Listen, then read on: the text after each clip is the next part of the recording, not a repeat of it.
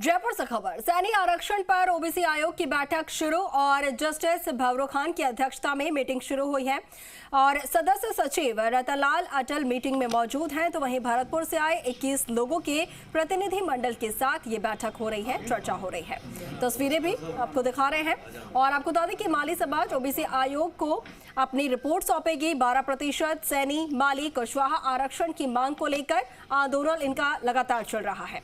तो वहीं भरतपुर में NH 21 को जाम कर रखा है। सैनी माली कुशवाहा समाज ने 11 दिनों से लगातार इनका आरक्षण की मांग को लेकर आंदोलन चल रहा है। सैनी समाज का यह आंदोलन आज 11वां दिन है और आज 21 सदस्यों के जो प्रतिनिधि मंडल है वो जयपुर पहुंचे हैं और हमारे सहयोगी आशीष लगातार इस खबर पर नजर बनाए हुए हैं, हमारे साथ लाइव जुड़ गए हैं जयपुर से। आशीष, मीटिंग शुरू हो गई है? बिल्कुल, मीटिंग यहाँ पर शुरू हो चुकी है और रिटायर्ड जस्टिस भवरो खान की अध्यक्षता में ये मीटिंग शुरू हुई है और ओबीसी से किस तरीके से सैनी माली समाज को आरक्षण का लाभ दिया जाए, इसको लेकर यहाँ पर चर्चा की जा रही है। देखिए, ओबीसी के आरक्षण को देने के लिए सबसे पहले वहाँ पर सर्वे जरूरी होता है। तो जातिगत सर्वे अभी तक ओबीसी में सैनी समाज का नहीं हुआ है, इसलिए यहाँ पर सर्वे की बात की जाएगी कि आखिरकार कितने दिन में सर्वे किया जाएगा और कितना वक्त यहाँ पर लगेगा। NH 21 को अभी भी सैनी समाज ने जाम किया हुआ है, 11 दिन अभी तक हो चुके हैं और उसी बीच यहाँ से प्रतिनिधि मंडल 21 जनों का प्रतिनिधि मंडल आज जयपुर पहुंचा है और भरतपुर में जिस तरीके से लगातार जाम किया हुआ है, लगातार लोग परेशान हो रहे हैं और लगातार नेटबंदी भी है। नेटबंदी से जो जनजीवन है वो भी पूरी तरह से प्रभावित होता है क्योंकि अधिकतर जो काम होते हैं वो इंटरनेट से ही होते हैं। ऐसे में कहीं ना कहीं लोगों को दिक्कतों का सामना भी करना पड़ रहा है, व्यापार भी प्रभावित हो रहा है। इसलिए सरकार की ये कोशिश है कि किसी भी तरीके से माली सैनी कुशवाहा समाज का जो आंदोलन चल रहा है उसको मनाने की पूरी तरीके से कोशिश की जाए और आंदोलन को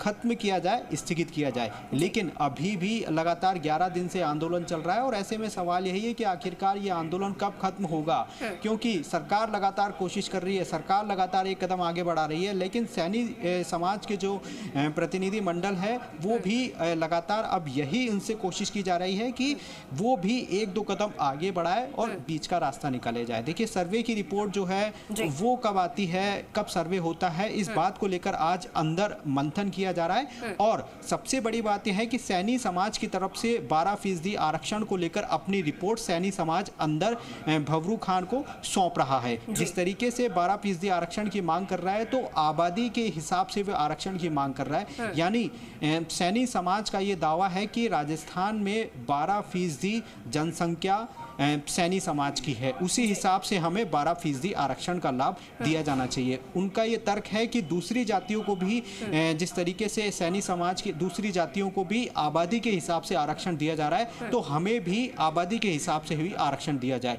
लेकिन उसके जो सबसे बड़ा बेस यही है कि सर्वे किस आधार पर होते हैं, तथ्य कौन कौन से पेश होते हैं, क्योंकि सरकारी अभी तक आंकड़े इस तरह के कुछ नहीं है कि 12% राजस्थान में सैनी माली कुशवाहा समाज की जो जाति है उनका आंकड़ा है। लेकिन इसीलिए पहले यहाँ पर सर्वे होगा, सर्वे के बाद में पूरी रिपोर्ट आएगी और उसके बाद में सरकार ये तय करेगी कि इसमें किस तरीके से सैनी समाज को आरक्षण का लाभ दिया जाए। इसमें काफ़ी लंबी प्रक्रिया है, 6 महीने भी लगते हैं, साल भर भी लगते हैं, क्योंकि इससे पहले भी हमने देखा था कि कई जातियों को लेकर पूरी तरीके से विवाद फंसा था। मैं पहले की बात करूँ तो गुजर आरक्षण की मैं बात करूँ तो उस टाइम भी ओबीसी में गुजरों के लिए पहले सर्वे हुआ था और उसके बाद में किसी भी तरीके से वहां पर उनके आरक्षण की बात को लेकर बात पहुंची थी। लेकिन अभी तक यहां पर सैनी आरक्षण को मांग को लेकर यहां पर लगातार NH 21 को जाम किया हुआ है, लेकिन अभी तक किसी भी तरीके का जो सर्वे है वो ओबीसी आयोग के पास में नहीं है। इसलिए पहले जातिगत सर्वे होगा और उस आधार पर